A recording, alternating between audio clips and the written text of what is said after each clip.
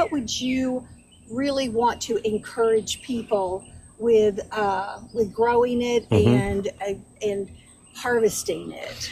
Probably the first thing to do is to try to get the poison ivy in your area, because they look a lot alike. They have the same kind of likes. They are in the same places. So if you can get rid of the poison ivy, and I don't like to broadcast poison, but in that case, just to be rid of it is helpful. After that is at a chance to get out of the soil, maybe for a few months, then you could put in tubers of groundnut and it would take over. And you'll notice here, when plumbers come and our friends who work on things say, this is a jungle. Well, my wife told them, yeah, it is, but you can eat everything in it. Or it helps with food every way, like the abelia, a Chinese plant. Wonderful, wonderful plant. It attracts pollinators, hummingbirds, bumblebees, butterflies. So that's why all of this has a purpose, and all of it is designed to support food. Because basically this is my stealth guerrilla garden. It's like, an underground garden.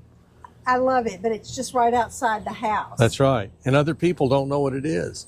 So if somebody, say, because a lot of my viewers, they are into more of like container gardening. Yes. And so, and I was going to say, I hear the chickens, the air conditioner unit. Oh yes. I'm sorry. Well, container gardens. This was in a container, and I kept it watered better. I mean, it survived, but I have a lot of them I've put in containers. I just don't like to throw them away. Right. So over here, I think I have a few in containers, and I can get you as many of these as you want. I thought I had some right in here. I know I have them someplace in here.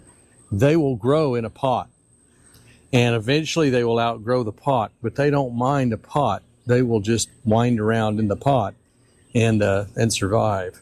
So they do lend themselves to container gardening. Here's something. We don't want to. Oh yeah, those are tomatoes. So let me ask you this.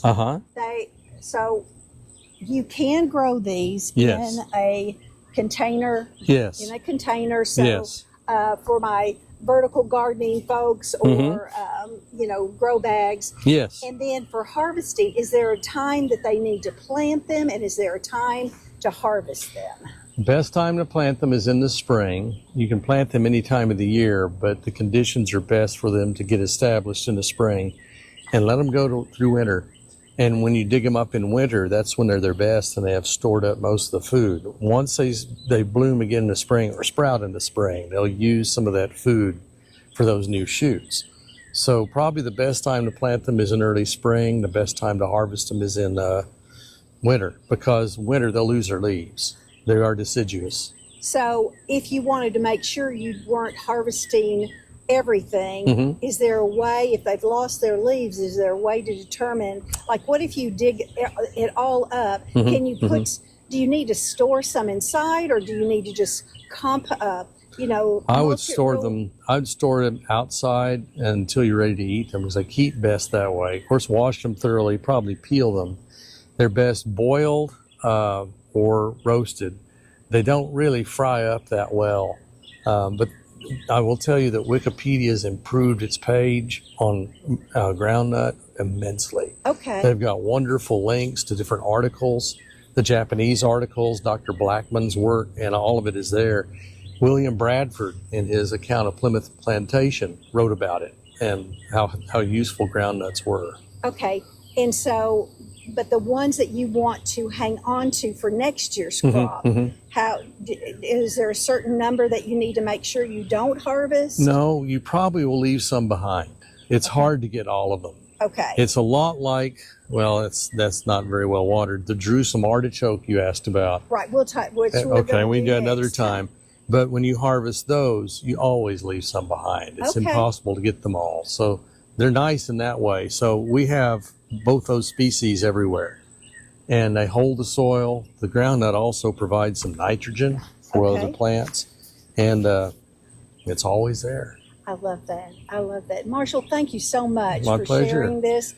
And we're going to be back with him in the next segment, and it's going to be on the Jerusalem artichoke, because I think what's so cool about this, y'all, is learning what you might even have growing already at your home. And if you don't, you can grow it in your garden, but they are sustainable Yes. plants for your health, for your future success of your health. And so I just want to thank him so much for spending the time here with us. And we're next door to Garden Grace. And again, this is just a tip for you for a garden moment that you may come across. And just remember to always grow in grace. All right, y'all. Bye.